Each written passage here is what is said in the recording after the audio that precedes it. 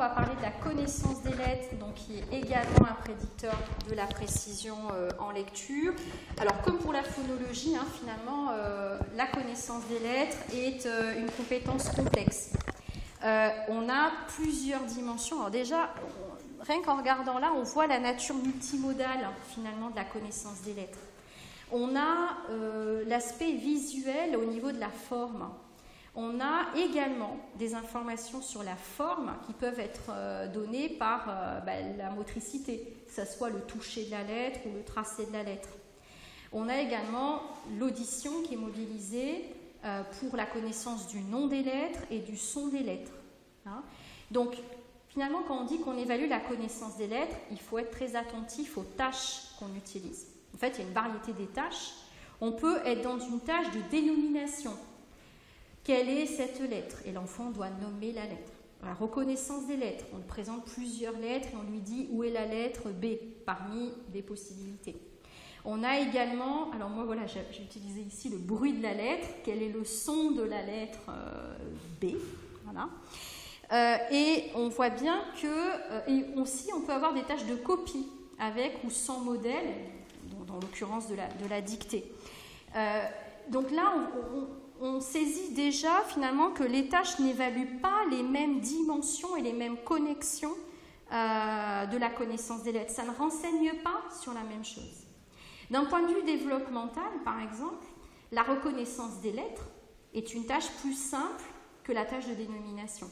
Dans la tâche de reconnaissance des lettres, il n'y a pas d'accès finalement conscient puisque la réponse est donnée. Hein, c'est une connaissance qui n'est pas forcément consciente. En tout cas, il faut vérifier que l'accès est conscient. Et la réponse est là. Donc finalement, c'est une tâche de familiarité. Si je ne connais pas la réponse, je vais pouvoir m'orienter davantage vers tel ou tel écrit. Hein. Alors que la tâche de dénomination, quelle est cette lettre? Le gamin, là, il doit être en réactivation mnésique. Il doit forcément chercher la réponse pour pouvoir répondre. Donc, en termes de progression développementale ou d'évaluation, on peut, par exemple, proposer des choses avec une progression, mais en tout cas, ça ne renseigne pas sur les mêmes choses. D'un point de vue développemental, la connaissance du nom des lettres va favoriser l'apprentissage du son correspondant. Je dis bien son, je ne dis pas graphème, donc on est sur la question du bruit des lettres. Et ça va dépendre évidemment des relations entre le nom et le son. Alors, en français, en fait, ce qui est dans l'environnement, et ça répond à l'une des questions, enfin en tout cas c'est un élément de réponse, dans l'environnement, on rentre dans la connaissance des lettres par le nom des lettres. Les pratiques familiales de lecture partagée à la maison, par exemple, les parents, souvent, ils ne vont pas prononcer le bruit des lettres. Ils vont, enfin, en tout cas, ce n'est pas forcément trop dans nos pratiques, on va être sur le nom des lettres, le nom des lettres du prénom. Hein. Donc, finalement, au début de l'apprentissage, on a un niveau plus élevé sur le nom des lettres que sur le son. Donc, forcément, le nom des lettres va contribuer au développement du son. Nos voisins, les Anglais, ils passent moins par le nom des lettres. Il y a une entrée qui est plus par le son. D'ailleurs, les travaux de Montessori, par exemple, je fais un parallèle, elle, c'était on trace et en même temps on prononce le son, le bruit des lettres. Ce n'était pas tant le nom des lettres, hein, me semble-t-il, dans ses propositions. Donc, d'un point de vue développemental, on va par exemple apprendre plus rapidement le son des lettres pour les voyelles, puisque le nom est identique au son.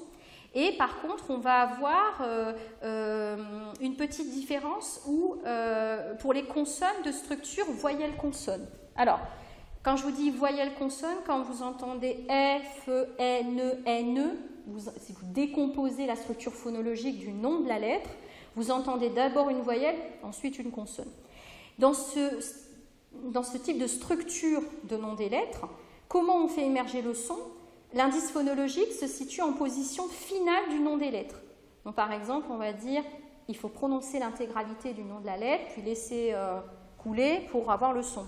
F, F, M, N. Alors que les consonnes de structure consonne-voyelle, par exemple D, P, V, où on a une autre architecture sur la structure phonologique du nom des lettres, là, l'indice phonologique se situe en position finale du nom des lettres, initiale du nom des lettres. Donc, on ne doit pas prononcer l'intégralité du nom des lettres. On doit stopper la prononciation pour faire émerger le son. Donc de, pe, ve, etc. Et d'un point de vue développemental, on sait que en français, c'est plus facile pour les voyelles, ensuite pour les consonnes de structure voyelle-consonne, et ensuite pour les consonnes de structure consonne-voyelle. En anglais, ce n'est pas tout à fait pareil, mais en français, c'est dans cet ordre-là. Donc pareil, en termes de progression, on peut peut-être prendre en compte cet élément. La connaissance du nom des lettres favorise également le développement de la sensibilité phonologique. C'est en lien avec la phonologie, donc l'autre prédicteur. Forcément, en manipulant la structure des noms des lettres, comme on vient de le faire, on manipule la structure phonologique. Le nom des lettres est également lié au développement des connexions lettres-sons. Attention, on ne parle pas de graphème-phonème ici, mais bien de lettres-sons. Vous connaissez probablement les travaux de Emilia Ferrero sur le stade syllabique. Donc il y a des travaux en psycho qui montrent par exemple que les enfants éléphants en anglais, ils écrivent LFT. Donc ça veut dire que les premières connexions ne se font pas vraiment sur des graphèmes-phonèmes, mais bien sur des lettres-sons. C'est un préalable au principe alphabétique. Le nom des lettres contribue au développement des représentations graphémiques, donc qui est nécessaire au code, et donc au développement de la voix phonologique. Alors, sur cette idée de motricité, donc cette étude compare l'effet d'entraînement donc, à nos deux compétences préparatoires, donc conscience phono et connaissance des lettres. L'idée ici, c'est de voir comment on peut renforcer la perception des lettres, de la forme des lettres, et à renforcer l'apprentissage du code, donc avec des enfants de 5 ans. Donc les lettres sont apprises soit de manière visuelle et graphomotrice, donc c'est une tâche de surlignage, les enfants surlignent la forme d'une lettre, ou visio-haptique, dans ce cas-là ils touchent avec l'index la forme d'une lettre en mousse, ou uniquement visuel.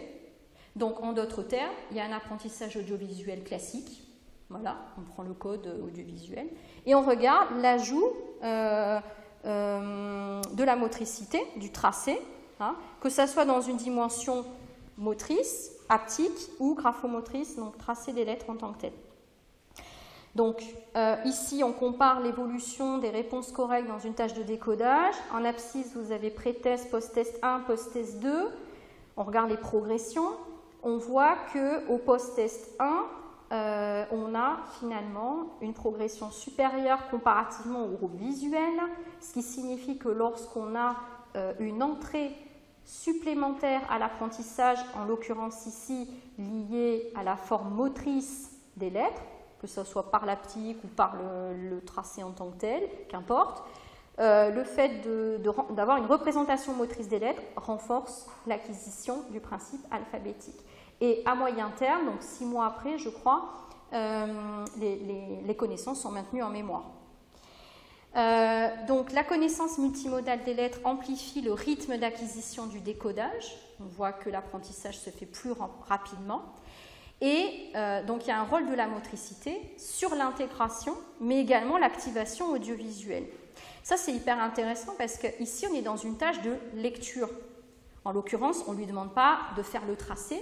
Pendant la tâche de réactivation de décodage, le gamin il ne fait pas le tracé. Alors que la tâche de lecture, finalement, c'est connecter du visuel avec de l'auditif. Donc c'est vachement intéressant parce que ça signifie que avoir une représentation mentale plus riche va renforcer cette connaissance. En mémoire, je ne vais pas activer uniquement ce que j'ai besoin dans la tâche, mais je vais activer l'ensemble des connaissances que j'ai en lien avec l'activité en question. Alors, argument neuroanatomique quand même. Donc ici, ce sont des adultes, mais c'est le même principe. Une tâche avec de la motricité, une tâche d'écriture manuscrite, versus une tâche d'écriture au clavier. Et on évalue l'impact sur la reconnaissance visuelle de symboles chez les adultes.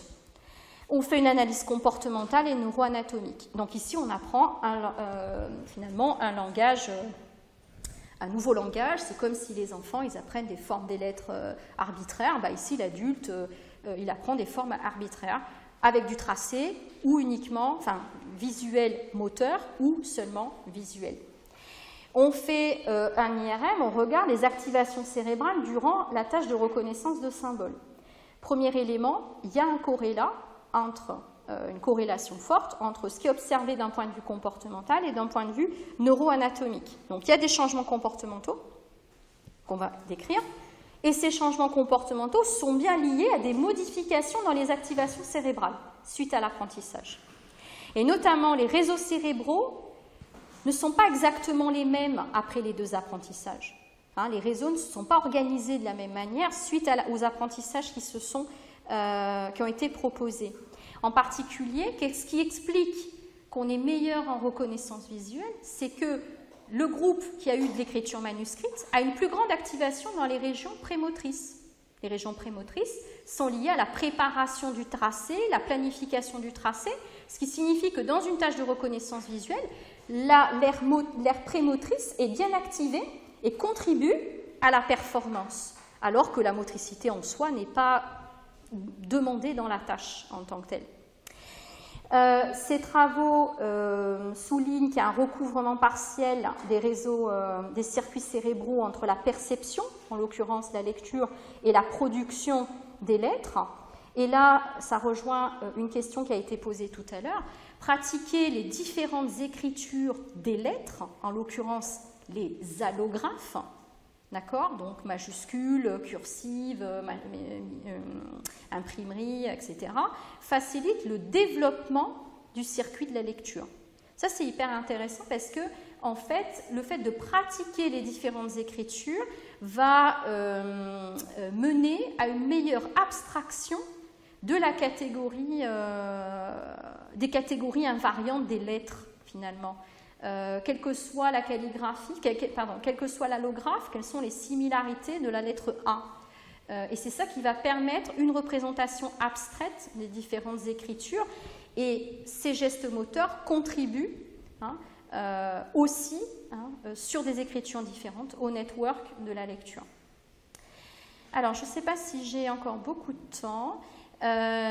Du coup, juste pour vous parler de l'apport de l'expérience auditive aussi pour apprendre à lire, qui est également une autre entrée. Dans cette étude, on évalue l'effet de la sonification spatiale des mouvements des lettres sur la lecture chez les enfants de 5 ans. Donc, pour vous donner, pour vous illustrer un petit peu l'histoire, qu'est-ce qu'on entend par sonification spatiale ? L'idée, c'est de donner des informations sur la forme visuelle, la perception des formes des lettres. Hein. Donc ici, on va avoir un apprentissage, donc toujours moteur, mais associé à des informations sonores qui sont liées soit à la forme de la lettre, soit à une musique qui n'a pas de lien avec la forme de la lettre, soit pas de musique du tout. Comment cette sonification spatiale elle a été pensée ? Elle a été pensée sur 2 plans, des caractéristiques acoustiques qui évoluent en fonction des informations temporelles et spatiales de la forme des lettres. Donc c'est comme une petite musique qui va être spécifique à l'allographe. Hein. Donc chaque allographe va avoir sa petite musique spécifique qui va renseigner sur les informations spatiales et temporelles pour le déroulement du tracé. Hein. Les résultats indiquent, notamment en décodage, si vous regardez à droite, le groupe qui a cette petite musique où la musique est en lien direct, elle est intrinsèquement liée à la forme de la lettre, on voit bien que les progressions sont beaucoup plus importantes dans le décodage. Et en particulier, ce qui peut être surprenant, c'est que non seulement les lettres entraînées ont progressé, mais également les lettres non entraînées. Ça, c'est intéressant parce qu'il y a eu une espèce de transfert. Hein. Le fait de travailler sur une connaissance va aider à différencier les connaissances, finalement. Les lettres non entraînées, comment elles ont été sélectionnées ? Elles partagent des caractéristiques visuelles et donc motrices, quelque part, avec les lettres entraînées. Hein. Donc, il y a un transfert de connaissances qui se fait ici. Hein. Alors, comment on explique ce phénomène ?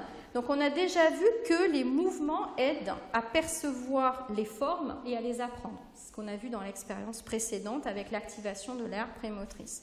Mais comment la sonification peut aussi renforcer cette perception et en conséquence la lecture ? Hein. Alors, l'explication ici, c'est que la sonification est par nature auditive, puisque c'est quelque chose qu'on attend. Donc, le type de traitement lié à cette sonification est similaire à ce qu'on peut faire au niveau de la phonologie. On est sur un mode de traitement qui est partagé, qui est commun. Donc la communication peut se faire mieux. Il y a également une dimension spatiale à la sonification, puisque nous, la sonification qu'on a choisie, elle est intrinsèquement liée à la forme des lettres. Donc finalement, dans cette information proposée, hein, la sonification va donner à la fois accès aux informations spatiales, comme on peut en avoir avec la vision, mais également aux informations de type temporel, comme on peut en avoir avec l'audition. Et c'est ce qui fait que, parce qu'il y a des traitements partagés communs, que ça va renforcer les connexions dans le système et que, finalement, on va avoir une meilleure intégration du code alphabétique. Donc, il y a d'autres travaux sur la question qui ont été menés par Jean-Luc Velay, notamment à Marseille, si vous voulez lire un peu sur le sujet. Alors, en résumé, sur la connaissance des lettres, c'est un prédicteur du niveau de lecture de mots. On l'a vu, c'est plus en lien avec la précision. Il y a des relations développementales entre connaissance des lettres et habileté phonologique qui sont nos deux prédicteurs de la précision en lecture. Et on a vu quelques médiations qui renforcent la perception des lettres et l'apprentissage du code alphabétique. Donc, par exemple, l'intégration d'une représentation, le développement d'une représentation motrice. Ça peut être la pratique des écritures d'une lettre avec donc les différents allographes. Ça peut être la question de la sonification des mouvements. Ce sont des exemples parmi d'autres. Est-ce que je termine sur le dernier prédicteur avant de passer aux questions? Oui. Alors, la dénomination rapide, on l'avait évoqué tout à l'heure. La dénomination rapide évalue un mécanisme d'appariement automatisé entre un objet visuel et sa prononciation, dans tout ce qui est verbal.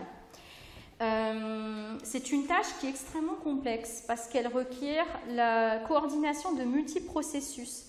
Donc, par exemple, visio-attentionnel, mnésique, articulatoire. Et pourquoi elle est liée à la lecture? Je ne sais pas si vous vous souvenez, on avait vu ça dans le diaporama sur les prédicteurs universels. On avait dit qu'il y avait la phono, les lettres et le RAN. Hein, c'est la dénomination rapide. Pourquoi c'est lié avec la lecture? Parce que finalement, dans cette tâche de dénomination rapide, on a des processus qui sont partagés avec la lecture et notamment la question des connaissances phonologiques. Alors, le RAN prédit le niveau de lecture. Donc là, par exemple, je cite une méta-analyse et on l'a vu du coup précédemment dans la diapo. Alors, comme pour les prédicteurs précédents, il y a une diversité des tâches. La tâche, c'est la même, mais finalement, vous allez voir, le matériel est différent et du coup, ne renvoie pas exactement à la même chose. La tâche consiste à dénommer le plus rapidement possible une série d'items présentés sur une feuille. Les items peuvent varier selon les tests standardisés. Ça peut être des couleurs, des formes, des tailles, des objets, des lettres, des chiffres. Forcément, ça ne va pas renseigner exactement sur la même chose et en fonction des âges et du niveau de développement, il y a des tâches qui sont plus pertinentes que d'autres. Par exemple, pour 5-6 ans, on va être plutôt sur des tâches de dénomination rapide de couleurs ou de dénomination rapide d'objets. Hein. Donc là, si on doit catégoriser, on va dire, les tâches, on va trouver des tâches alphanumériques, donc par exemple sur les lettres et les chiffres, et des tâches qu'on va considérer comme non alphanumériques, qui sont des couleurs, des formes et des tailles, ou les objets. D'accord? Donc, du coup, en fonction des items, on ne va pas avoir les mêmes relations avec la lecture. Donc, les relations du RAN et de la lecture vont dépendre de l'âge, du niveau de développement et du type de tâche. Donc, si on doit concrétiser, être un peu plus concret, pour des enfants de maternelle, début d'apprentissage, on est plus sur des tâches liées à la couleur et aux objets, où il va y avoir une sensibilité, une relation plus forte avec la lecture, et donc ce sont des tâches peut-être plus pertinentes à utiliser pour identifier les enfants en difficulté. Alors que pour des enfants plus âgés, alors les autres tâches ça marche aussi, hein, mais pour les petits c'est plus la couleur et les objets, et dans l'ensemble ça marche. Pour les enfants plus âgés, on va être plus sur des tâches liées aux lettres et aux chiffres, les autres tâches étant peut-être moins discriminantes et donc moins intéressantes pour détecter les difficultés. Hein, voilà un petit peu sur ces tâches-là. Alors, l'idée ici, c'est de voir, parce qu'on a parlé finalement que le RAN, il y avait une dimension de phonologie. Donc, quel est le lien finalement entre phonologie, RAN, lecture? Est-ce que finalement, quand on parle de phonologie, on peut inclure le RAN ou pas, ou vice-versa? Donc, dans cette étude, ils examinent les relations développementales entre la dénomination rapide, la conscience phonologique et la lecture de mots. Donc, ce sont des enfants équivalents 4-5 ans, ils sont évalués en phono, dénomination rapide et précision de lecture. Et à 5-6 ans, ils sont évalués sur la même chose, sauf qu'en fait, ils regardent la précision versus fluence. Et là, ils s'aperçoivent en fait que les relations développementales ne sont pas les mêmes. La phono est bien liée à la précision de lecture, mais pas à la fluence, donc dans une trajectoire développementale, mais dans un apprentissage, la première étape, c'est la précision. D'accord? Mais le dénomination rapide, cette tâche va être pertinente aussi pour évaluer la dimension de fluence. La dénomination rapide est reliée d'un point de vue développemental à la précision et à la fluence. La spécificité de la dénomination rapide, c'est bien la fluence, mais en tout cas, la phono est liée à une dimension spécifique qui est d'abord la précision. Et dans un développement, on est d'abord sur de la précision et après sur l'automatisation de connaissances. Pourquoi on fait finalement de la dénomination rapide? Parce qu'en fait, on peut très bien avoir des enfants qui ont un bon niveau de phono et pour autant ne vont pas réussir en lecture.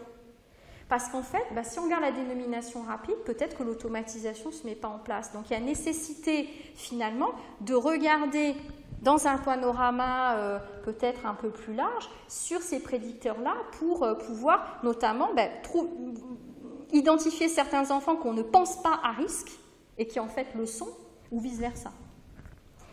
Donc en résumé sur cette partie, donc la dénomination rapide est un prédicteur de l'affluence en lecture en particulier.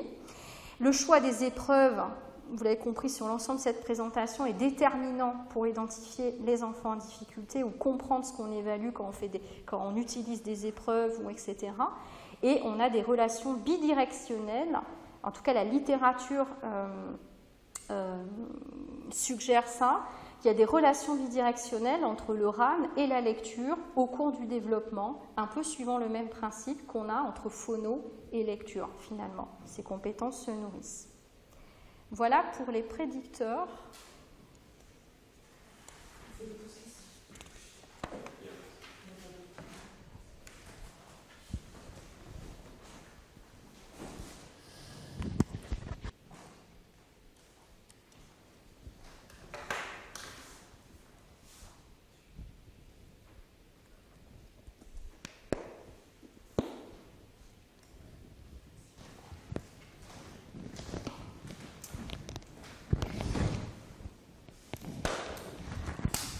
Alors, il y a notamment une question pour revenir sur la notion de sonification. C'est bien le terme que vous avez employé, oui. Je ne l'écorche pas. Non. Peut-être pour le reprendre lentement et peut-être donner un exemple concret. C'est ce que demandait un auditeur. Voilà. C'est une question qui intrigue. Alors, je reprends parce que là, du coup, La notion de sonification. je ne peux pas du tout l'illustrer. Je suis désolée parce que c'est pas possible. Alors, juste pour vous dire, en fait, on a fait varier du coup des caractéristiques